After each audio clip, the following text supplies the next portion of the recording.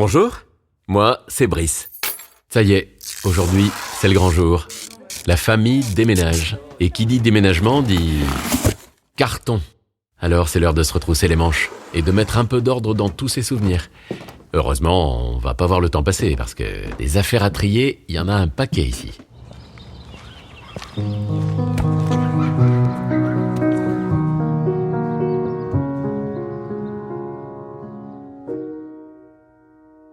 Ici, c'est les Hauts de Terre-Noire, où j'ai grandi.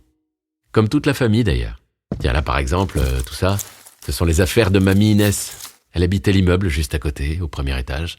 J'y allais presque tous les jours pour le goûter. Ah, je me souviens, depuis la cuisine, on avait une belle vue sur tout Terre-Noire. Tout ça pour dire que c'est le cœur serré qu'on fait le tri. Avec ma petite sœur et mes parents.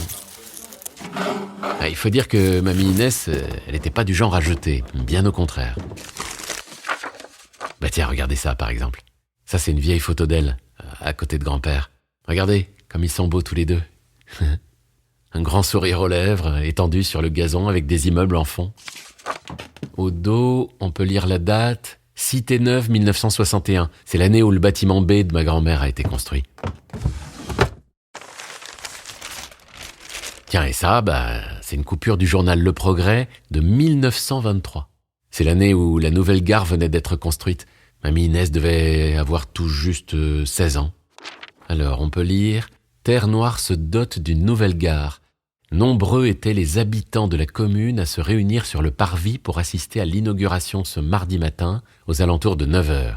Et on comprend pourquoi. Véritable fleuron de l'industrie, le bassin stéphanois dont Terre-Noire fait partie voit passer de plus en plus de voyageurs allant ou revenant de Lyon. Une nouvelle gare largement encensée par les habitants de la commune qui ont salué ce projet flambant neuf en acclamant l'équipe municipale lors de la cérémonie du coupé de ruban. Même le maire de Saint-Étienne, Louis Soulier, était présent ce matin. Construit sur 2 étages sans oublier le quai bétonné, ce nouveau bâtiment est désormais fin prêt pour accueillir les voyageurs. Le bon côté des choses avec tous ces cartons, c'est qu'il y a aussi de jolis trésors. J'ai mis la main tout à l'heure sur quelques feuilles volantes jaunies. On dirait qu'elles viennent de son journal intime, lorsqu'elle était adolescente. Juillet 1924. Que c'est bon d'être en vacances! Ah, c'était une journée parfaite avec Claude et Gisèle. En voyant par la fenêtre de ma chambre le soleil briller dehors en me levant, je suis tout de suite allée dans le salon pour appeler mes amis et leur donner rendez-vous à 11h30 sur la place, juste devant l'église. C'était un temps idéal pour faire un pique-nique. Claude a eu l'idée d'aller faire un tour du côté du bassin de Janon. C'est vrai qu'il faisait très chaud aujourd'hui. Pas un seul nuage dans le ciel. Alors s'installer non loin d'un plan d'eau était une bonne idée. Par contre, interdiction de s'y baigner. Oh, c'est dommage. J'aurais bien piqué une tête pour me rafraîchir. Gisèle avait ramené des limonades. Elle avait même pensé à la nappe. Moi, je suis allée chez l'épicier pour acheter quelques abricots en guise de dessert. L'après-midi est passé à une vitesse. Maman m'avait donné la permission de 16h30. Alors il ne fallait pas traîner pour rentrer.